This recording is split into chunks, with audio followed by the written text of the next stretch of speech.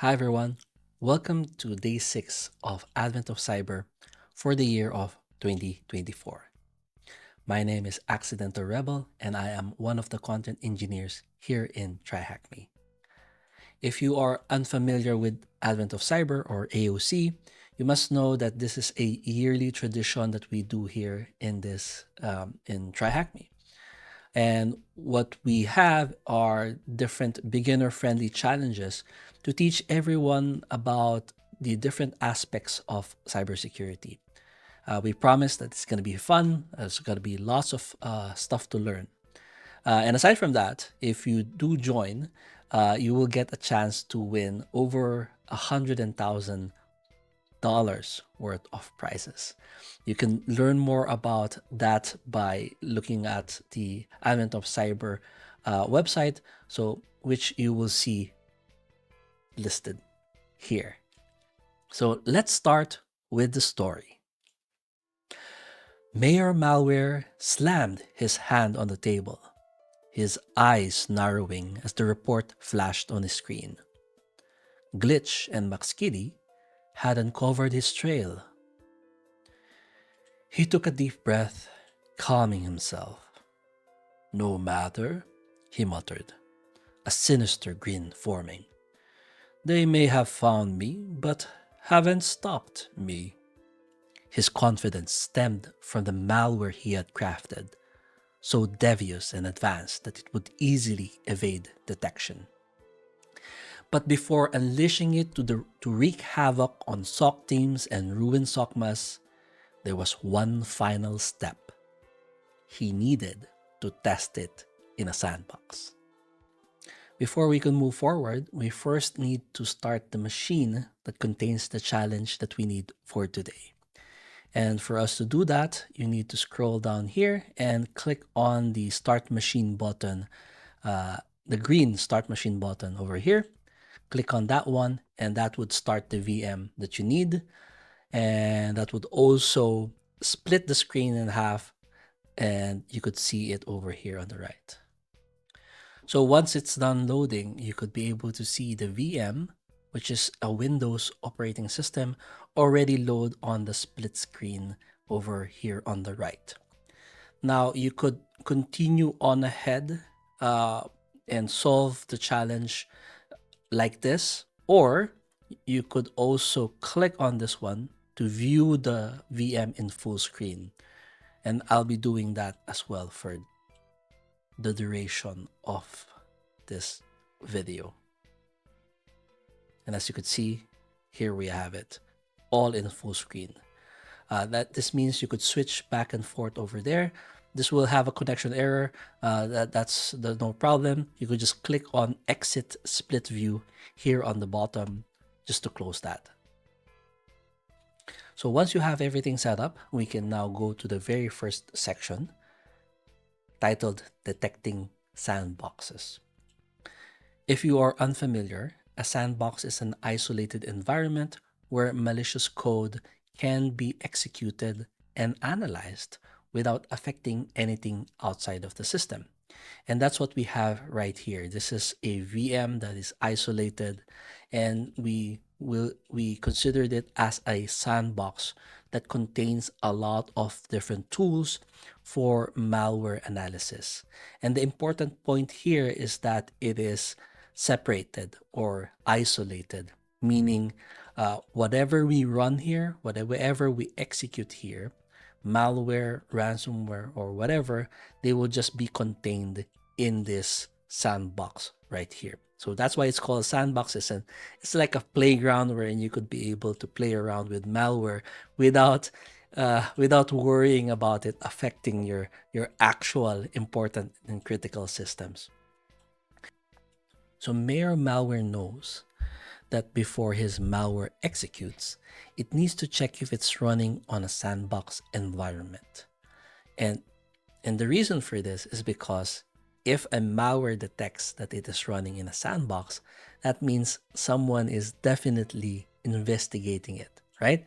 So we don't want that to happen. So once we detect we are in a sandbox, what will happen is that it will just run or maybe not execute at all and not do anything malicious.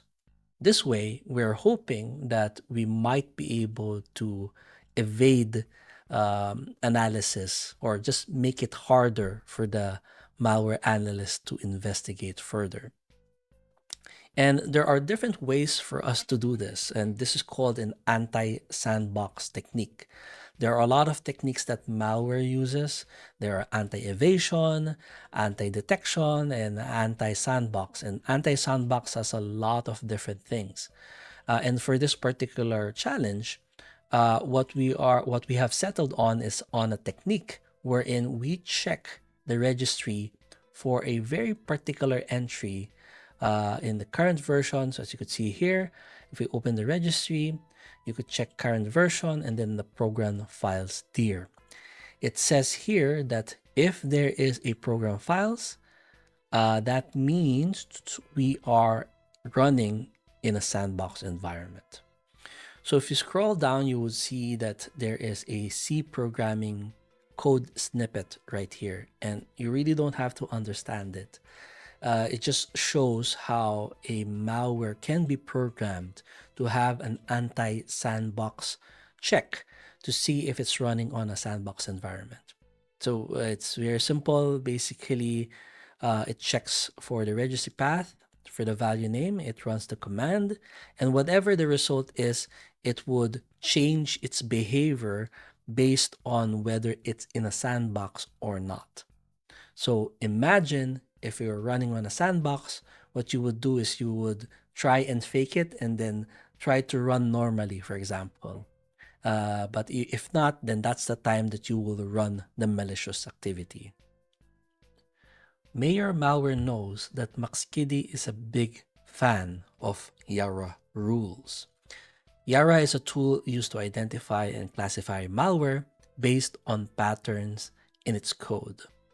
By writing custom rules, analysts can define specific characteristics to look for, such as strings, file headers, or behaviors.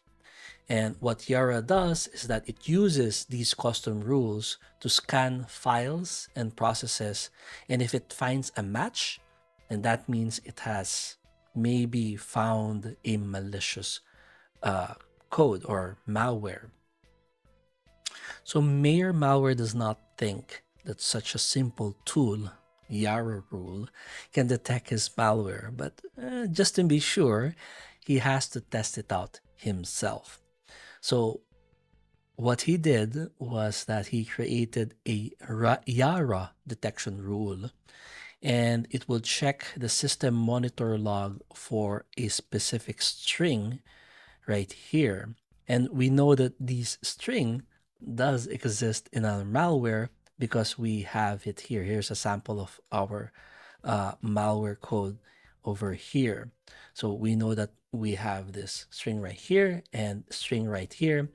And when this YARA custom rule is run, it will definitely detect our malware. But let's try that, shall we? Mayor Malware, what he did was he created a script under C tools that will run the YARA rule constantly. I'm not sure how frequently, but it will run it frequently, and then we'll try to monitor the system for this particular string.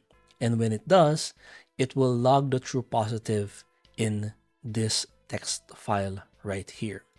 We can test that out by first opening up the PowerShell window.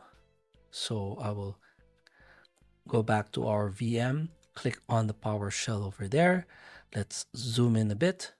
There you go. And from here, we could go to C, and then C tools. And then here we have Jingle Bells PS1. So we could go ahead and open that one and see what it contains.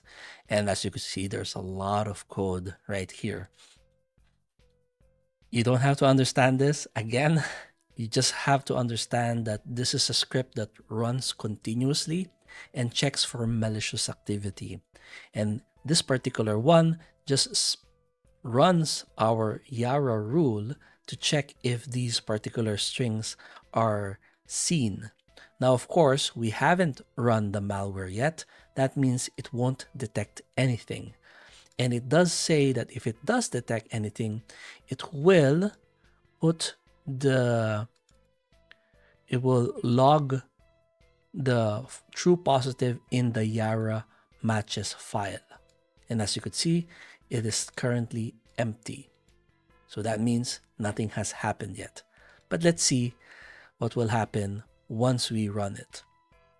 So the only thing that we need to do is to run the PowerShell called jinglebells.ps1, press enter, and what it's doing is that it's just going to be looking for that string constantly. Again, this is just a custom script that Mayor Malware has created to test his malware. Now, we can run the malware itself. And the malware can be found in C Tools Malware. And you could just double click it right here. It will run, and then hopefully, there you go. And now, thanks to the YARA rule and to the script, it can now actually see that, hey, I saw the string, the current version program files directory in the registry, and I will now be showing this pop-up window indicating that, hey, I found it. The YARA rule works. Now that's great, but it's very bad for Mayor Malware because, well, he's the malware author. He doesn't want the YARA rule to be detected. But having said that, it's still a good thing to know, right? Okay, that's interesting. So that means a YARA rule, just by looking at the strings, can be able to detect his malware. I wonder what we should do next. Also, by the way, you might have noticed this one right here.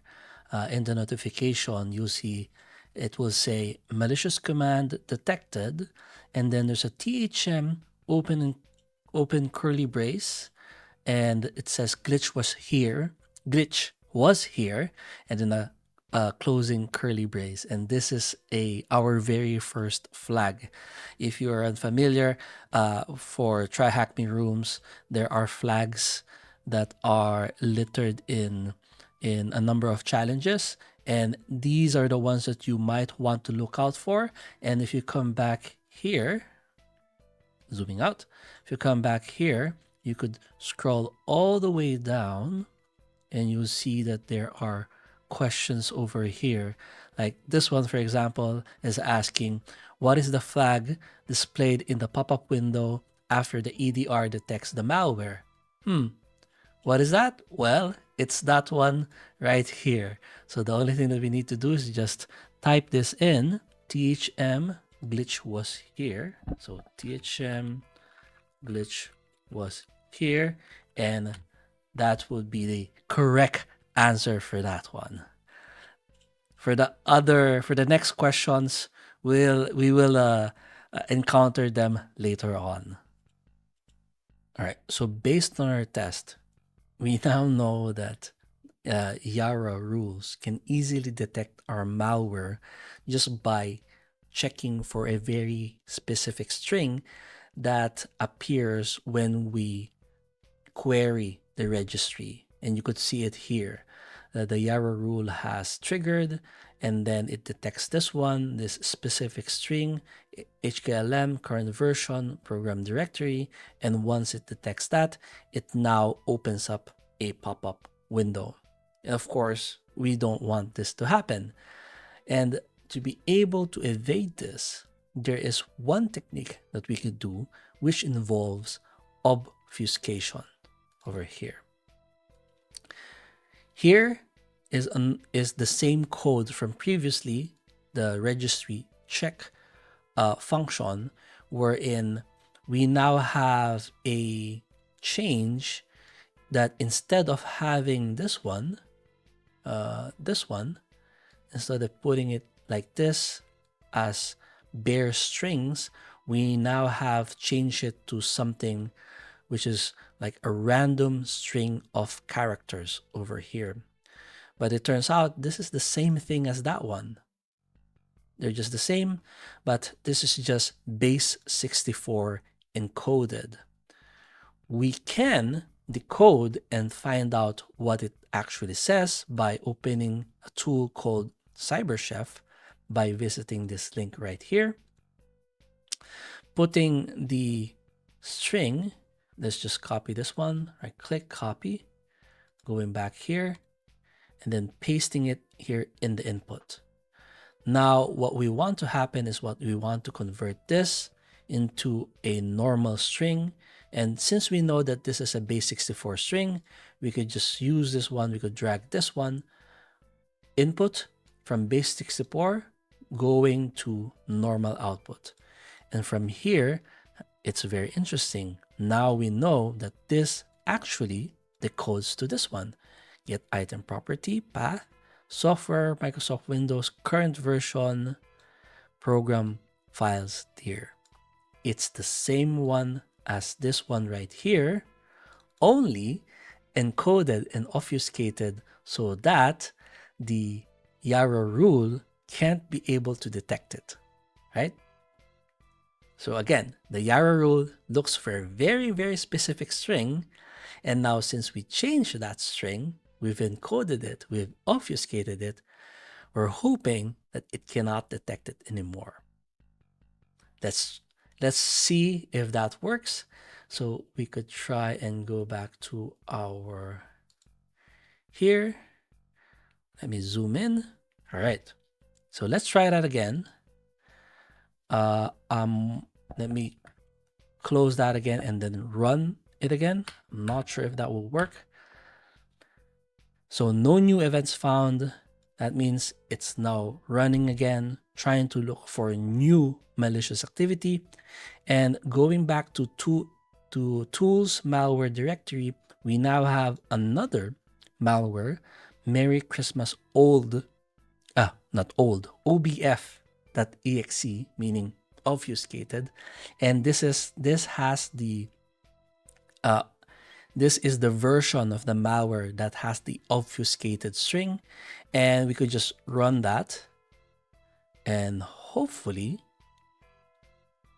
the YARA rule should not be able to detect it. Yeah, so I don't think it's going to detect it because if it is obfuscated. So success. That means we now have added another layer of defense for at least for our malware. Now, of course, nothing's happening. If we go back to the unobfuscated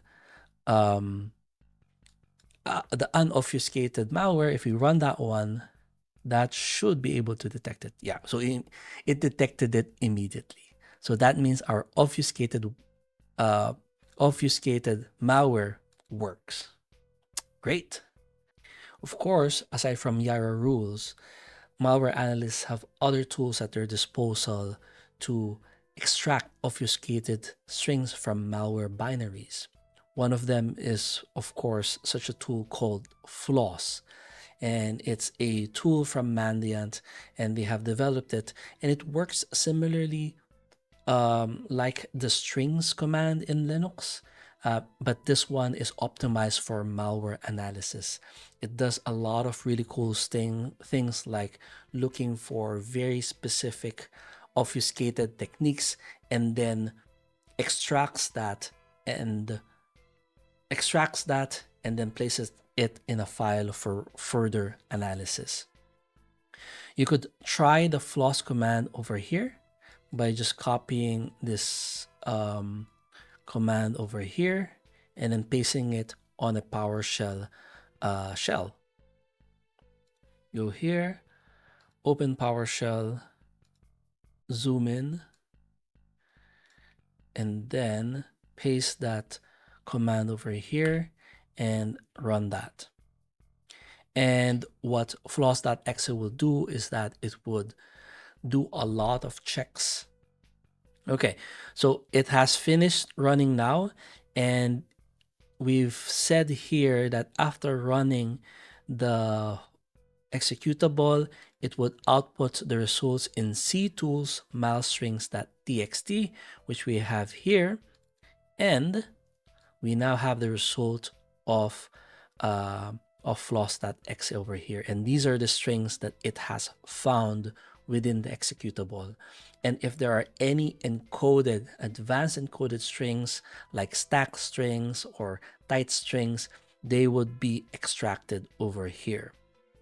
Now I should note that there is a flag in this milestrings.txt file, and you only have to do is use Control F from here and look for the flag enclosed in this string right here, the THM open and close curly braces.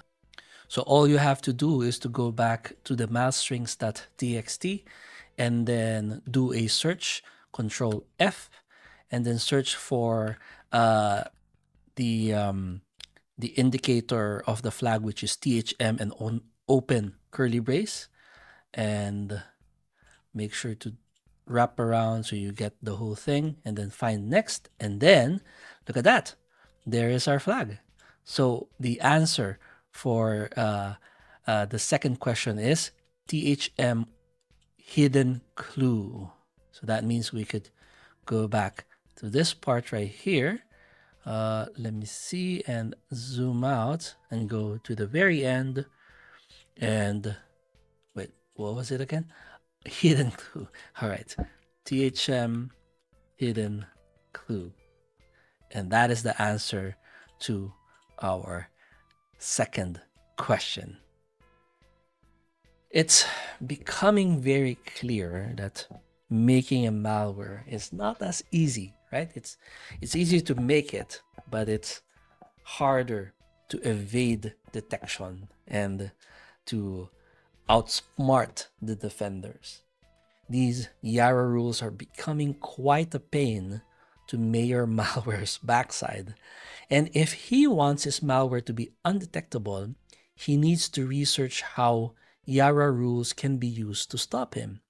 For example, his research tells him that YARA rules can also be used to check Sysmon logs for any artifacts left by malware.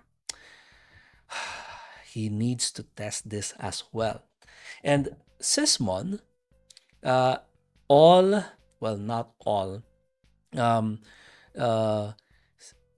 most well-defended Windows systems, especially in enterprise networks, will probably have Sysmon enabled. This is a tool from Microsoft Sysinternal Suite that continuously monitors and logs system activity across reboots. This Windows service provides detailed event data on process creation, network connections, and file changes, and a whole lot more. And a YARA rule, what we have here in this exercise is that there is a YARA rule that would actually look for event ID process created. So any process that has been created in the system will be logged in Sysmon in the Windows event log, and that would be marked under event ID 1. It can be anything, right? All processes that run on a system will be logged, and it's up to malware analysts or SOC analysts to look for these malicious activities. And there are many entries in Sysmon log. To make it easier to find the event that we're looking for, we will apply a custom filter using the event record ID that we can see in the log YARA matches.txt located in ctools. So we could open PowerShell again, run this command, and once you do that, let's try that one again. cd tools, there we go, and then paste that one. And as you could see, these are the results of us running the Jingle Bells.ps1. Remember, we ran this a while ago. I think we've run it twice. One to test it out the first time, and we've tested it out again. And all of the matches that it finds are placed inside YARA matches.txt. And we could see all of it here. Right, so we could check this by looking at the Windows Event Viewer by following these instructions right here. So if I go back here, I can click on this icon right here, and this would open the Windows Event Log Viewer. Let me zoom in. There you go. And we could look for the Sysmon logs by navigating to Applications and Services Logs. Go to Microsoft, and then Windows, and then scroll way back down to Sysmon, and then Operational. Right? And this would show us all of the Sysmon logs that has been created and detected. So as you can see, there are multiple logs here, like when a process has been created, when a file has been created, and a whole lot more events. But of course, that's not what we are interested about. We are interested in these events that has been created from our script, from our EDR. And for example, this one has an event record ID of 129134. If we want to view that here in the Windows Event Viewer, we could go back here again, and then click on the Filter Current Log button on the right hand side of the screen, which would show us this one. And we could copy this XML query and then paste it here on the XML. So we could go back here, zoom in. As you could see, as long as you're clicked on Operational, click on Filter Current Log, which would, and then click on the XML tab, edit query manually, yes, and then paste that XML query that we have copied. And from here, you could see that there's a string here that we can change. It says here, insert event record ID, which the record ID that we're interested in is this one. It will be different. The event record ID will be different depending on your system. So be sure to copy the correct one from the YARA matches.txt file. So go back here and then paste that here, 129134, and press OK. And what this does is that it just gets that specific entry, and which we could now see here. And these are the details of that entry. So it's a process create, and we could see that at this time, a process has been created, which is our malware. It created a process when we run it. And yeah, so it could see that the malware is the one that was run, Christmas.exe. And because of that, our script, remember our script, once it sees this in the Windows event log, that's the time that it would run the YARA rule. So there you have it. Once all of that is done, we are now at the very end. May our malware lean back, tapping his fingers thoughtfully on the table. All of this research had revealed an unsettling truth. His malware, as cunning as it was, wasn't yet ready for the wild. There were too many tools and too many vigilant eyes. Analysts armed with YARA rules, Sysmon, and a host of detection techniques that could expose his creation before it even had a chance to spread. He clenched his fist, a determined glint in his eye. Just a little more fine tuning, he murmured. He would study, adapt, and evolve his malware until it was truly undetectable. When the time was right, he would unleash it upon the unsuspecting SOC teams, striking when they least expected it. But for now, he would wait, watching, planning, as he was perfecting his craft in the shadows.